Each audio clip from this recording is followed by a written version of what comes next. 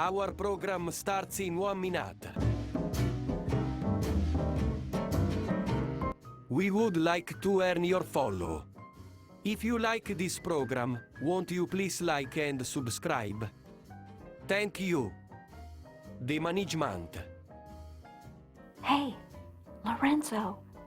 Lorenzo! Yes, what is it? I'd rather you not badger the people. Badger. What's that? Badger, you know, bully, nag, that sort of thing. No. What do you mean? Well, asking them to like and subscribe. I mean, they haven't even heard the show yet. That's not. What's that word? Badgering. Badgering. It's promotion. How do you expect us to grow? Well, I don't know. By putting on an amazing show? No way. It will never work. Well, And do you really think this show is amazing? no. All right then. Hey, what about that management business? Who do you think the management is? I threw that into sound official. Well, you're not the management. I'm the management. The assistant management. The what?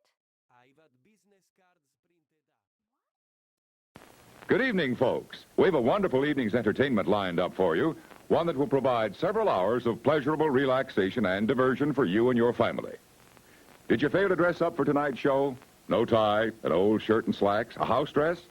Well, don't give it a thought. We're glad you came as you are. We just want you to enjoy yourselves.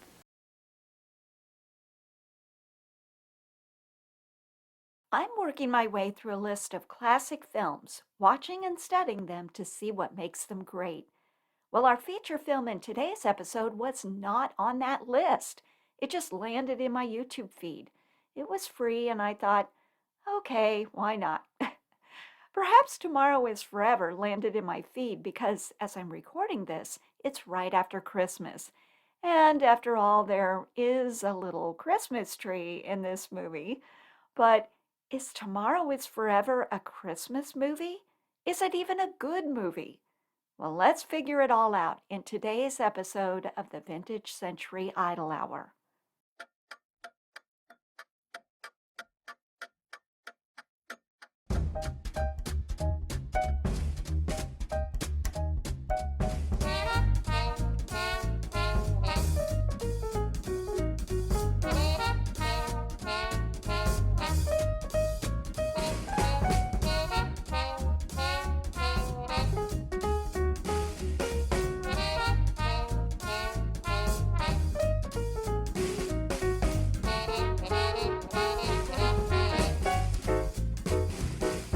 Greetings, listeners.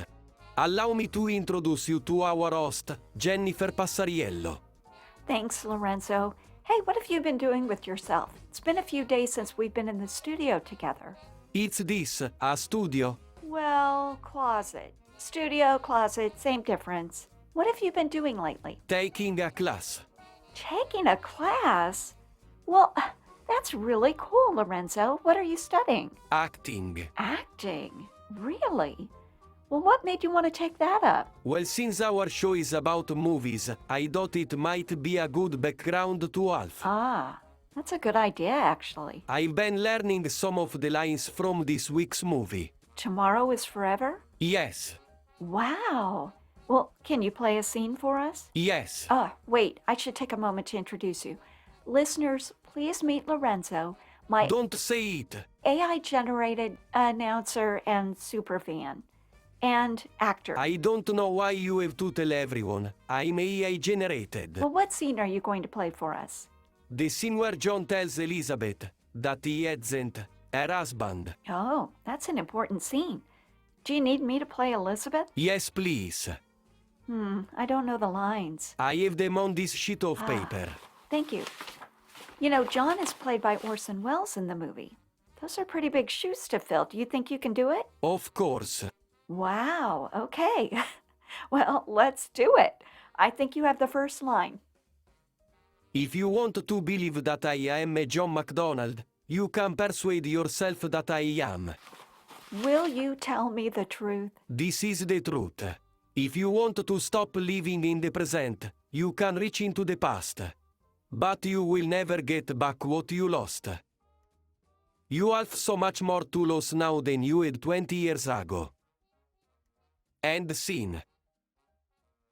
Something's not quite right, Lorenzo. What do you mean? I'm just not feeling it. I think it's the accent. I mean, in this scene, Orson Welles has an Austrian accent. It's too bad you don't have that kind of accent. Let's go again. Lorenzo, is that you? Of course. How are you doing that? It's acting. Let's go again. Okay, well, this is sort of blowing my mind, but go ahead. If you want to believe that I'm John MacDonald, you can persuade yourself that I am. Will you tell me the truth? This is the truth. If you want to stop living in the present, you can reach into the past.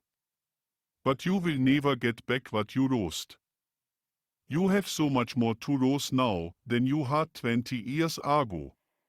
Wow, I can't get over that, Lorenzo. That was better than Orson Welles, wouldn't you say? Better than Orson Welles? No. But, well, I just can't get over it, that's all. You're really quite something, Lorenzo. Dankeschön.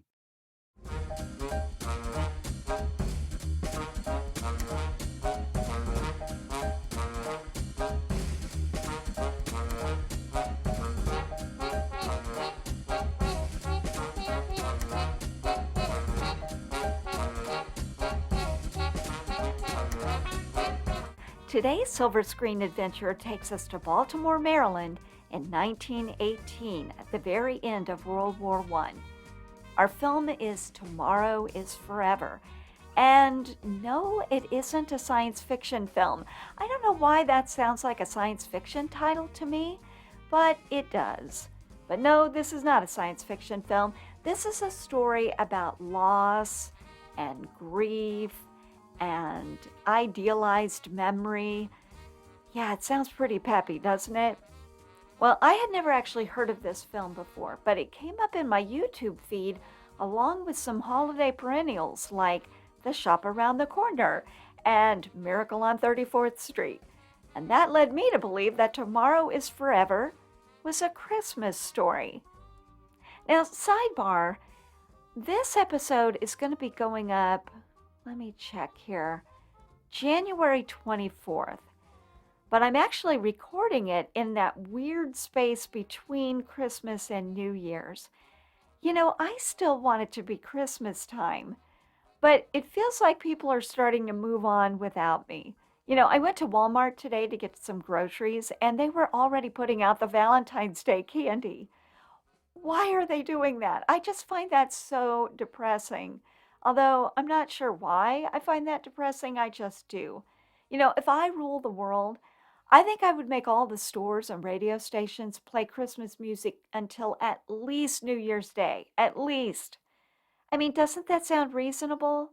Some of us are still processing the holidays. You know what I mean? Okay, I got us totally off track.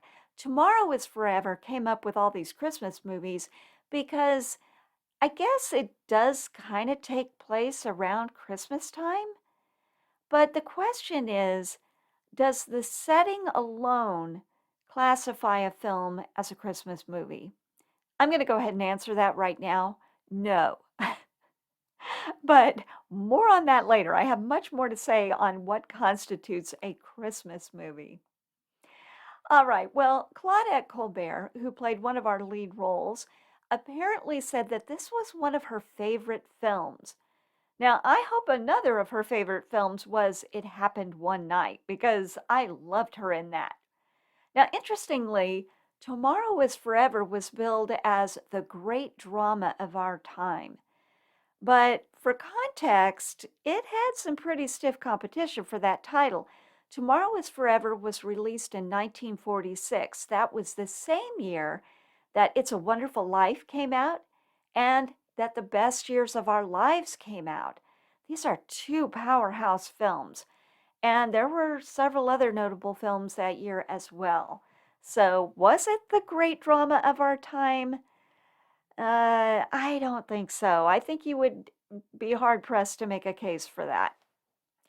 Okay, now before we go any further, let me do a very quick review of how I'm tackling all the movies in this series. I'm watching each film at least 2 times. The first time, I just watch it from start to finish to get familiar with the story and the characters and all of that. But the second time, I do a slow, close viewing of the film, stopping frequently to rewatch critical scenes and taking notes all the way. Okay, well, Tomorrow is Forever was based on a serialized novel of the same name by Gwen Bristow that had been published in 1943. Lenore Coffey wrote the screenplay from that source material.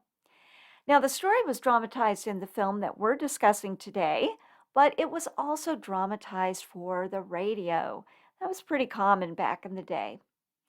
Now, our film version starred Orson Welles as John McDonald slash Eric Kessler, so he actually assumed 2 different identities in this story. We have Claudette Colbert as Elizabeth Hamilton, George Brent as Lawrence Hamilton, and how about this? In her film debut, a very darling 7-year-old Natalie Wood as Little Margaret. And honestly, I think she pulled in the best performance of all the actors in this film. Now, you know who else was in this movie? A very young Richard Long. Now, you might not know his name. I actually didn't know his name. I don't know any other films that he was in, but I recognized him from a Twilight Zone episode that he starred in called Number 12 Looks Just Like You. He played several roles in that episode. And so when I was watching Tomorrow is Forever, I couldn't quite watch him in a scene without thinking of that Twilight Zone. She looks at you, Lana, at all the other women around her, at the pictures, and then she looks at herself in the mirror. From pure perfection of body, face, limb, pigmentation, stance, carriage, she looks at herself and she's horrified. Isn't that so? Of course. Well, now let's get to the Academy Award stats. Yeah, there were none. No, it was not nominated for any awards. Now, I'm not familiar with the director of Tomorrow is Forever.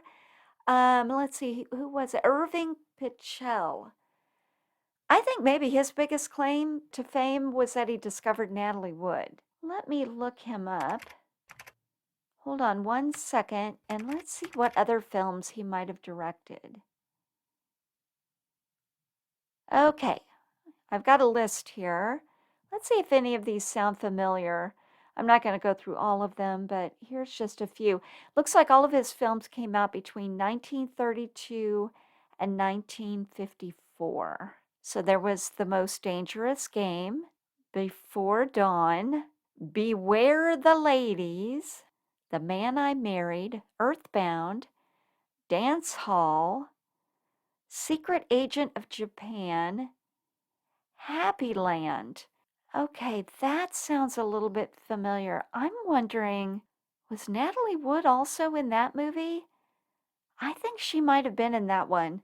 I don't know that I've seen that, but it sounds kind of familiar. All right, what else do we have here? Something in the Wind. Oh, here we go. Irving Pichel directed Destination Moon in 1950. Okay, there's a title I know. My dad talked about that film because he'd seen it in the theater when it first came out, and he just thought it was the living end. Now, I think that was a really important film because it was one of the first real science-based science fiction movies ever produced. So that's kind of a big deal, Destination Moon. Okay, are you ready to dive into Tomorrow is Forever with me? Well, if you haven't seen this film, now is a great time to pause this episode and watch it. Now, I watched it for free on Amazon Prime, but bad news. I think it was only going to be free there for a few more days. I have a feeling that you might be able to watch it on YouTube, though, so I don't know. You might want to go out to YouTube and just do a search for it.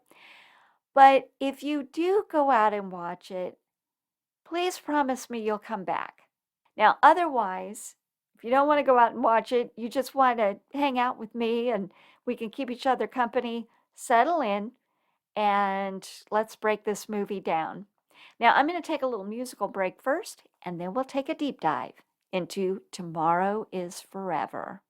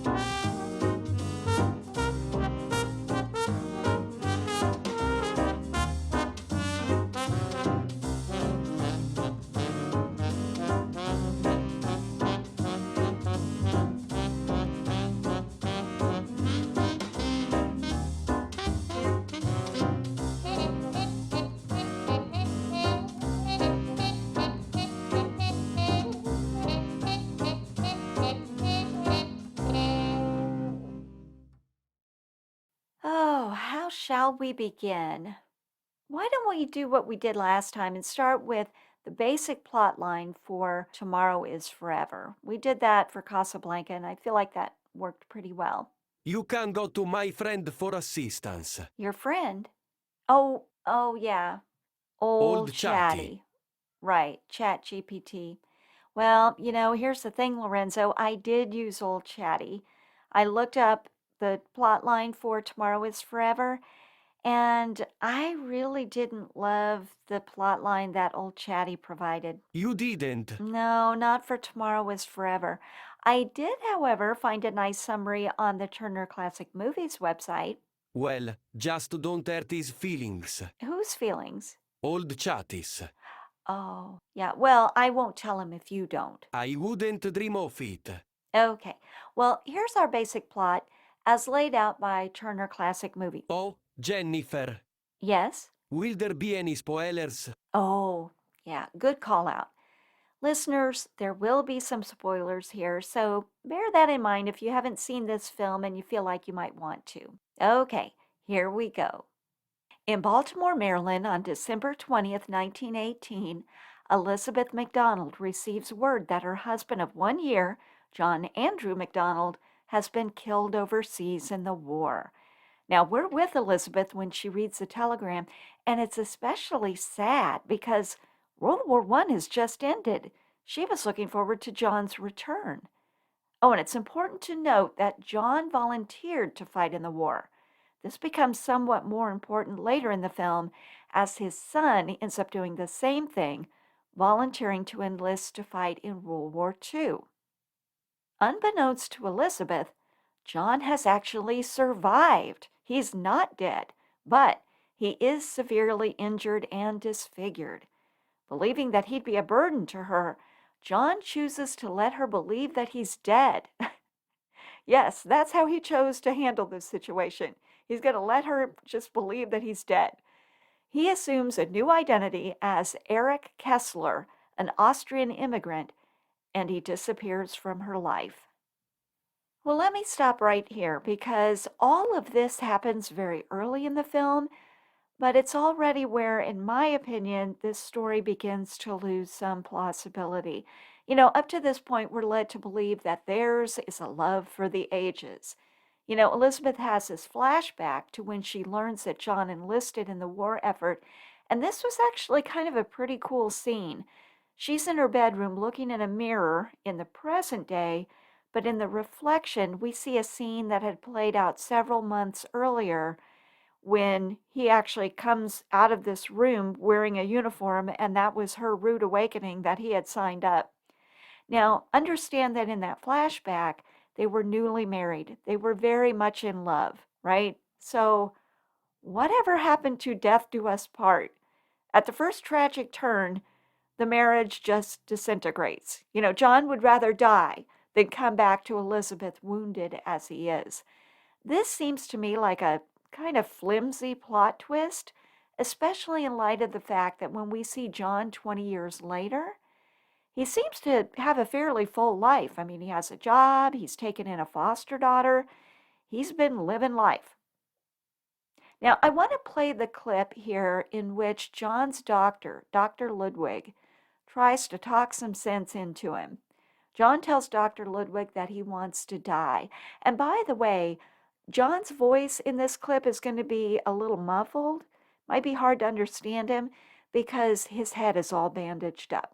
We're hearing him through those bandages. So just wanted to let you know that. But remember, he wants to die.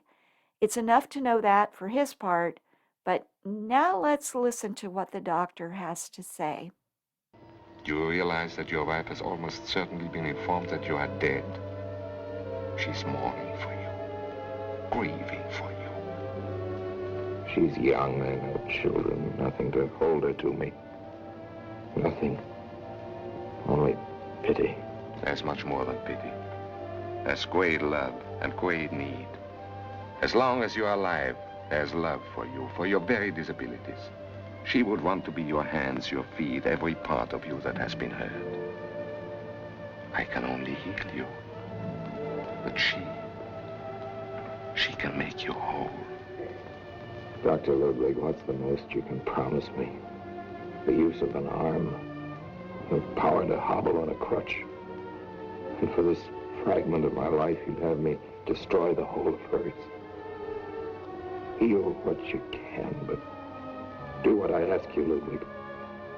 If you don't, I swear to you, I'll end my life as soon as I have a hand to do it with. You give me no choice. I must help you to make this very terrible mistake.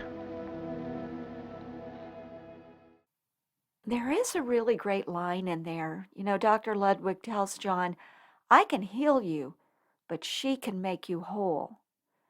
But John doesn't even give Elizabeth a chance. He tries to do all the thinking for both of them, and honestly, he doesn't do a very good job. Dr. Ludwig even tells him, you're making a big mistake here, but John won't listen to him. Okay, so back to our plot line. Years pass, and Elizabeth marries Lawrence, or Larry, Hamilton. He's a kind of wealthy industrialist, and by the way, he happens to be Elizabeth's former boss. Now, together they create a new family, and they're raising John's son, Drew, But they also have another son together, the two of them, named Brian, and theirs is a very happy home. However, darkness looms on the horizon. World War II is breaking out in Europe. John, now living as that Austrian refugee, Eric, comes back to Baltimore with a little foster daughter, Margaret. It's only a matter of time before John runs into Elizabeth. And I say only a matter of time because guess who John's working for? Larry Hamilton. That's right. He's working for Elizabeth's new husband. What are the odds, right? Because Larry and John never met, this is a total coincidence. Now, John actually bumps into Elizabeth at a party at their house. And while he recognizes her immediately, she doesn't recognize him. We've got to remember that he had plastic surgery, so he looks different to her. He does not look different to us. I mean, he looks pretty much the same, only older. So how does she not recognize him? I don't know. I guess because the years have gone by. Anyway, tension starts to rise as John, now going by the name of Eric, becomes close to Elizabeth's family, particularly her eldest son, Drew. And, we have to remember, Drew is also John's son. Well, guess what? Drew wants to enlist with the RAF. This is the British Royal Air Force. He wants to fight with the Allies in World War II. Eric is haunted by the traumas of his own past, and he tries to protect Drew from the horrors of war while grappling with his unresolved feelings for Elizabeth and the life that he left behind. For her part, Elizabeth is horrified by the thought of Drew joining the war effort because she's afraid she's going to lose him just as she had lost John 20 years earlier. Well, the family starts to implode at this point because Elizabeth is going over the edge. I mean, she's got such high anxiety over Drew joining the RAF that she's just bringing the whole family down. Now, there's this really awkward scene in the dining room at the Hamiltons. I think they're having lunch, and the family is there. They all end up dispersing, and so all we have left is Elizabeth, her husband Larry, and John as Eric Kessler. Now, I want you to kind of imagine this scene because John is just sitting there very awkwardly listening to all this drama between Elizabeth and Larry. And as I say, Elizabeth is completely melting down. Well, let's listen in on the world's worst luncheon. Please, Elizabeth. Maybe Mr. Kessler thinks this war is a noble struggle being fought for a better world, but I don't see it that way. I can't see it in terms of anything but my son. Elizabeth, don't you think that I feel that too? No, I don't think you do. It doesn't tear at your insides the way it does at mine. And you know why? Because he isn't your son. Elizabeth. If he were, you'd feel the same as I do. Drew is my son. From the moment he was born. From the moment they brought him to me in the hospital, he's been my son. And you're able to let him go? I'd let him do whatever seems best for him. Go or stay. Perhaps you'd better talk about it later. There's nothing more to say. Oh, wow. Well, things go on for a bit like this, and Elizabeth starts to suspect, correctly, of course, that Eric is indeed John MacDonald. Now, for his part, John repeatedly denies it, and there's this climactic scene in which Elizabeth insists that Eric is John, and she confronts him about it. But John tells her she needs to let go of the past. If you want to believe that I am John MacDonald, you can persuade yourself that I am. Will you tell me the truth? This is the truth. If you want to stop living in the present, you can and reach into the past. But you'll never get back what you lost. You'll only lose what you have. And you have so much more to lose now. than you had 20 years ago. Now, I should mention that earlier in the film, there's an exchange between Larry and John where Larry confesses that he never really gave Elizabeth a chance to grow up. He coddled her, he protected her, he never forced her to confront and ultimately deal with the loss of John so long ago. Well, it kind of seems like both Larry and John overprotected Elizabeth. I mean, she is a grown woman. And because she's been so protected, now she can't really face the prospect of Drew going off to war. Although, honestly, what mother would be super cool with her son going off to war, right? Okay, back to our plot line. At the end of Tomorrow is Forever, Eric Kessler, formerly John McDonald, makes a poignant sacrifice. As we know, Drew is determined to enlist in World War II despite the dangers.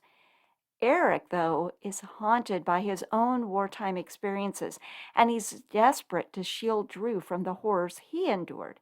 But he also wants to give Elizabeth a chance to let Drew go. So John chases after Drew, catches him at the train station, and convinces him to return home, which he does.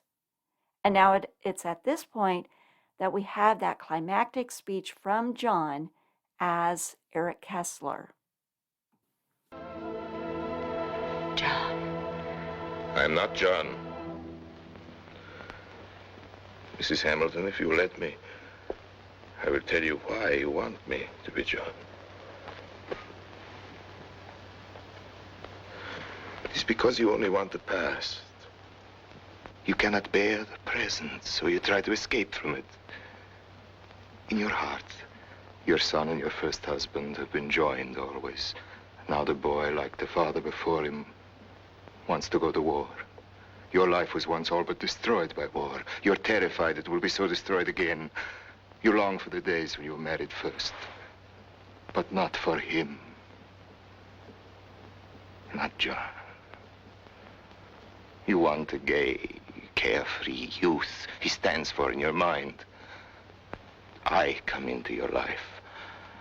A survivor of the war, an Austrian, a man who may be still alive because John died. In some way you've tied all this together. Then your son rebels against you. You see, you will not even let your son escape from the dead. You cannot set him free because you yourself are not free. You're chained to the past. And the past, with all its good and its bad, is beyond our reach. It's gone. All gone. We must learn to forget it. You and I, and all of us, the world. We must live for tomorrow. Because tomorrow is forever.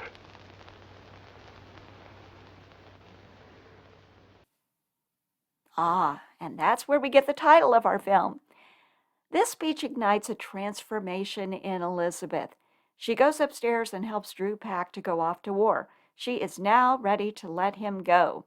Now, she's also ready to let go of her old life and ready to let John go.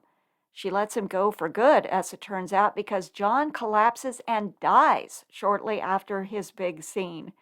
Now, this death is pretty dramatic.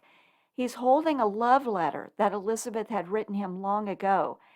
And when he falls to the ground, the letter falls in the fireplace, burns, and only remnants remain. So I guess that's very symbolic of Elizabeth's past. Only remnants now remain, and she can move on. Oh, incidentally, little Margaret, what happened to her? She's left an orphan, right? Well, she goes to live with Larry and Elizabeth, and everyone lives happily ever after, except for John, because he dropped dead, and the world at large, which is quickly moving into the deadliest conflict in all of human history. But besides all of that, everyone lives happily ever after. Okay, so that's our plot. Let's take a brief intermission, and when we come back, I'll give you my official rating of this film. I'll let you know if I felt this film was unwatchable, watchable, or rewatchable. Back in a moment. It's intermission. Rise and stretch time. Time to refresh yourself and visit our snack bar. Got a yen for hot popcorn? Your favorite soft drinks are sparkling cold. The juicy Frank sizzling hot. There's delicious coffee, freshly brewed, and all kinds of ice cream and candy to tempt you. Showtime will be announced loud and clear to get you back to your car in time. So stretch your legs. Come to the snack bar now. Here's a new taste treat. The corn dog. Plump, juicy wieners are dipped in a thick, golden Southern-style corn batter that seals in all their freshness and flavor. If you like hot dogs, you'll love corn dogs. Everybody does. Try a corn dog with your favorite beverage. At the refreshment corner now. Corn dogs. Attention listeners, it is time to learn how Jennifer rates movies. Our scale is pretty simple. We classify a film as either unwatchable, watchable, or rewatchable, or somewhere in between. An unwatchable film is really bad. So bad, in fact, that it's hard to sit through. It's either boring or stupid or cringy or just plain terrible. Now, a watchable film is one that's basically okay. It gives you something to do for a couple of hours, may have some interesting and entertaining parts, but it doesn't really leave a strong impression on you.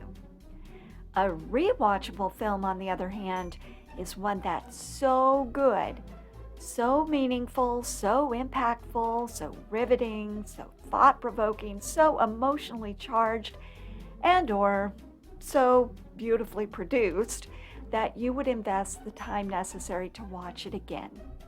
So there we have it. Our scale is unwatchable, watchable, or rewatchable. Now, I have a worksheet that helps me calculate the rating. I essentially award points, or what I call diamonds, to films based on 5 factors: story, character development, writing, so that would show up in a film as dialogue or narration, pace, and discussability. Now, when I'm considering discussability, what I'm basically doing is answering the question, does the story have enough depth to explore and analyze through discussion? Because, that's the fun part. It's that it. Yes. No. One last thing about my rating system. I thought we were done. This is my system. I'm not a film student. I don't really know anything about film. The factors I built in are those that I care about. I don't watch or read other reviews, so nothing influences the way I feel about a film beyond the film itself. It's that it. One more last thing. This overview is dragging on. When reviewing a film, I try really hard to stay within the confines of the story.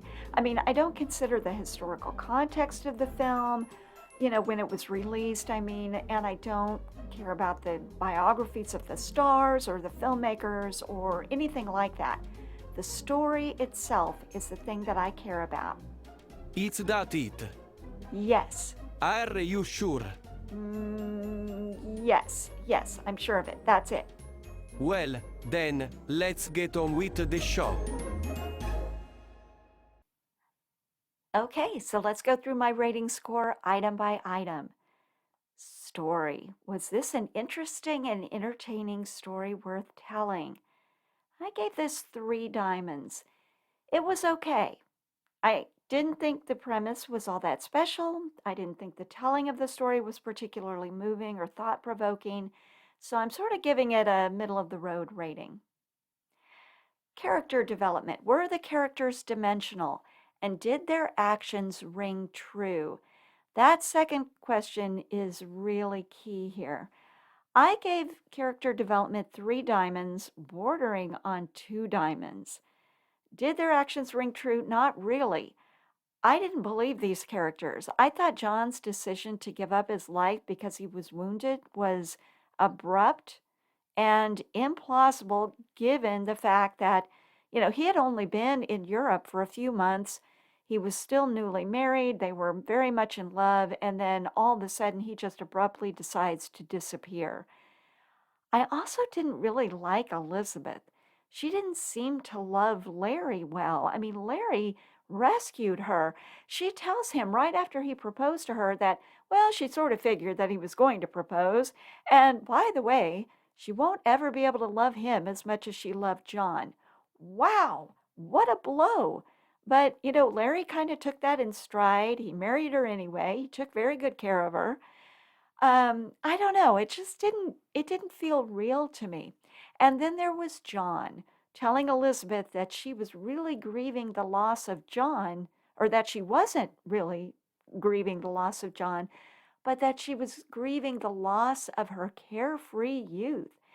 That seemed like a bit of a leap to me. He may be right, but what exactly led him to that conclusion? I didn't see a direct line between Elizabeth and where she was at in this film and her desire to recapture her youth.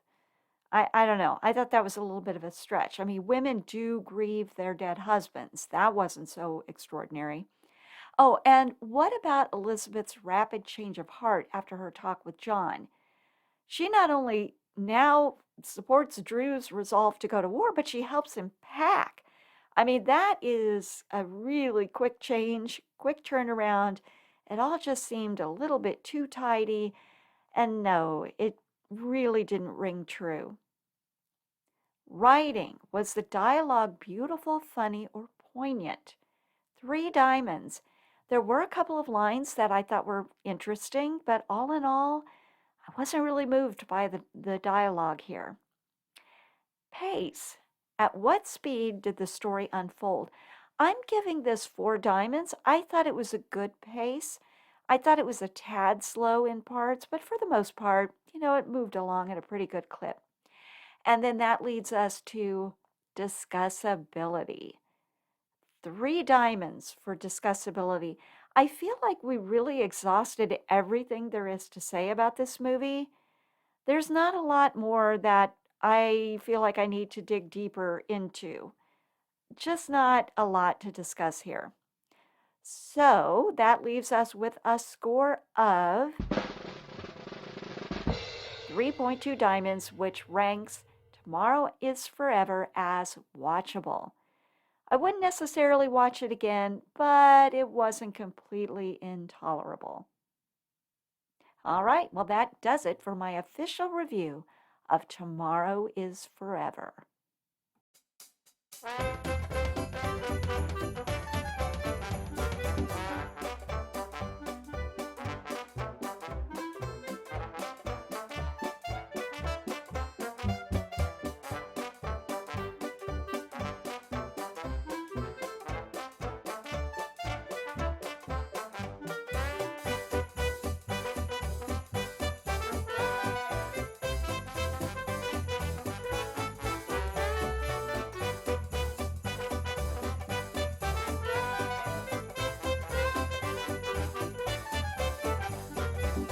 What's that?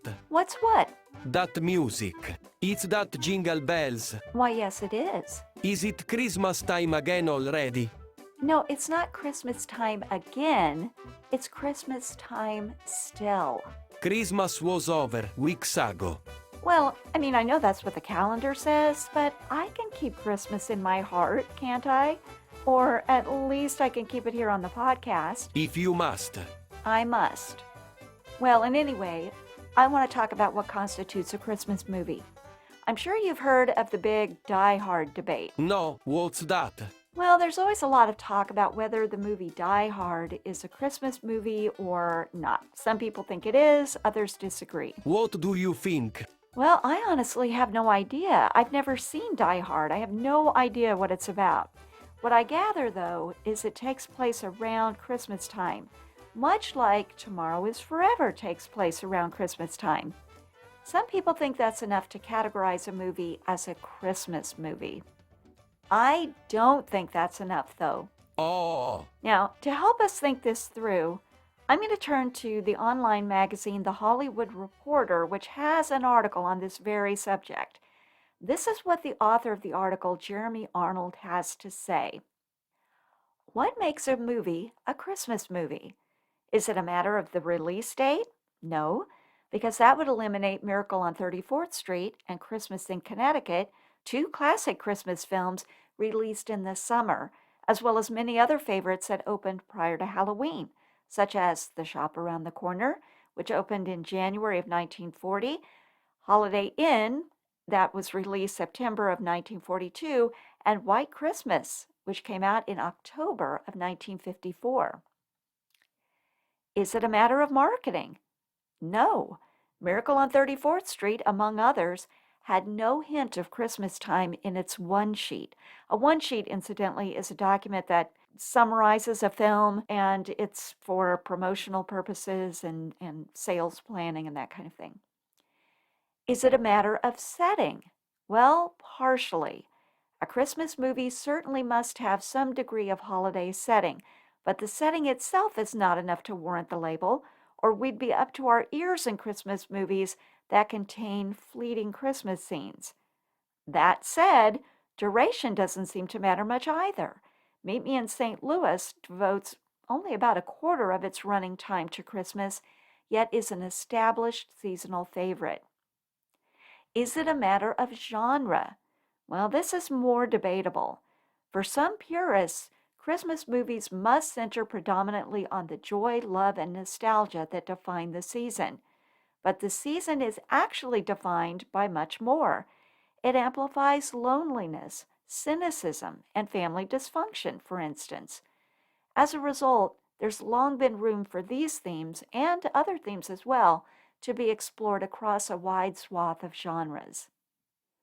We accept Christmas movie comedies like Home Alone, musicals like White Christmas, and romantic fantasies like The Bishop's Wife.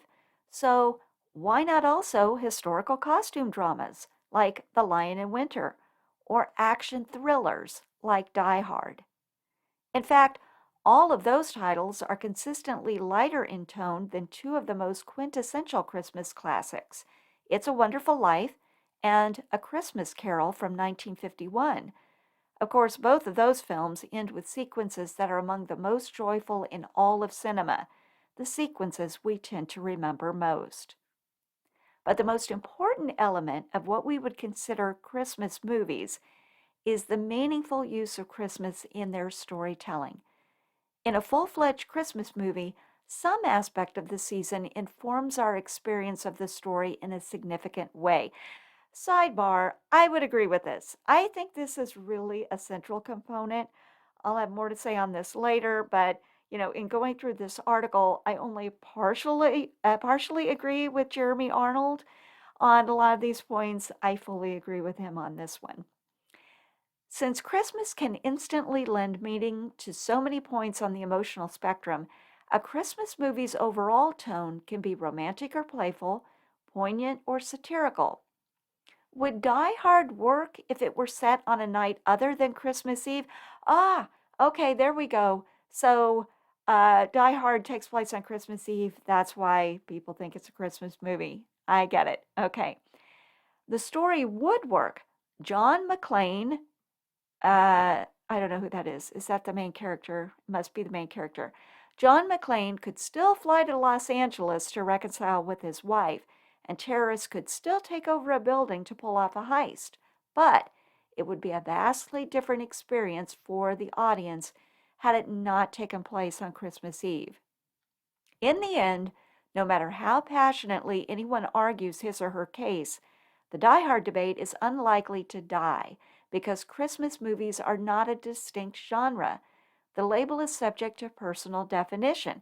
If someone considers a Christmas film to be any picture with even a glimpse of the holiday, then that's what it is to them.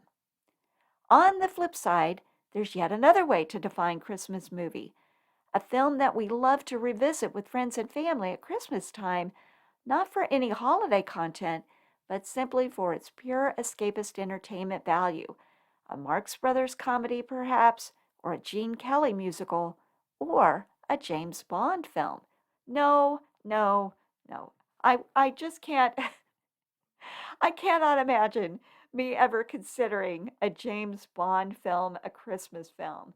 I mean, I guess it's possible. I don't know anything about James Bond, but I don't know. I can't picture it.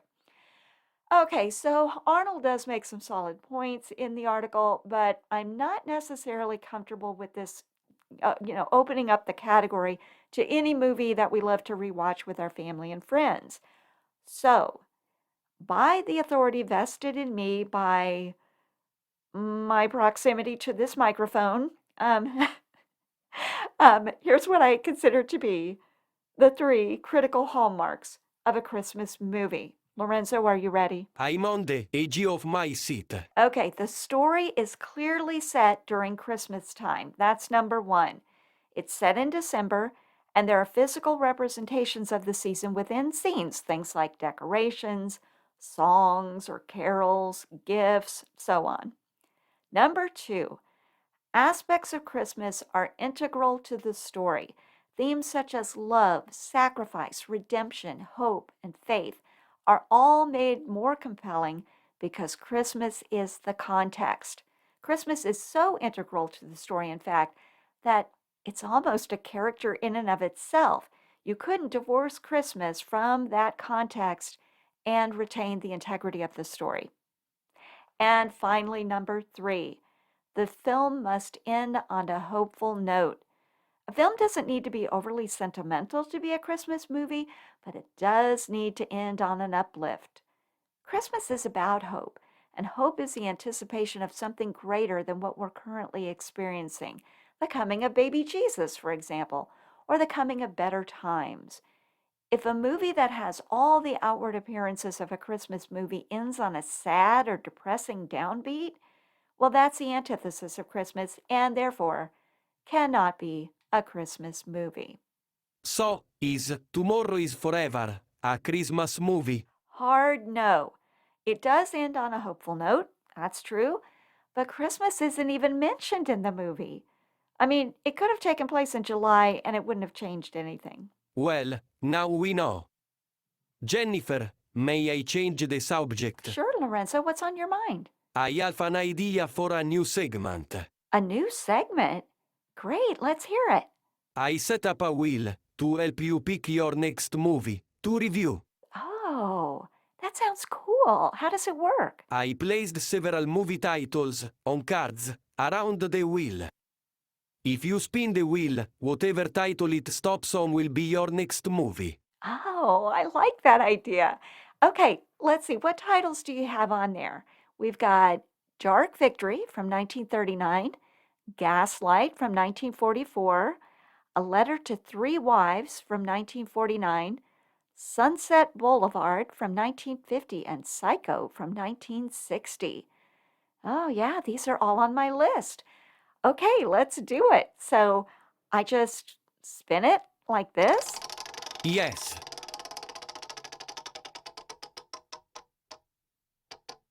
Okay, where did it land? Psycho. Psycho. Well, that's definitely a change of pace. You heard it, ladies and gentlemen. Next week, we're exploring the crazy world of a maniacal killer. Sounds like fun. Oh, can it be time to wrap up our show already? The clock doesn't lie. No, it doesn't. Well, everyone, thanks so much for listening. If you liked what you heard here today, well, or if at least you were able to tolerate it, please join us again next week. We're still working out the kinks in our program, so hopefully it'll get a little bit better as we go. Have a great week, and when your week is done, come on back and see us again real soon. Say goodbye, Lorenzo. Goodbye, Lorenzo.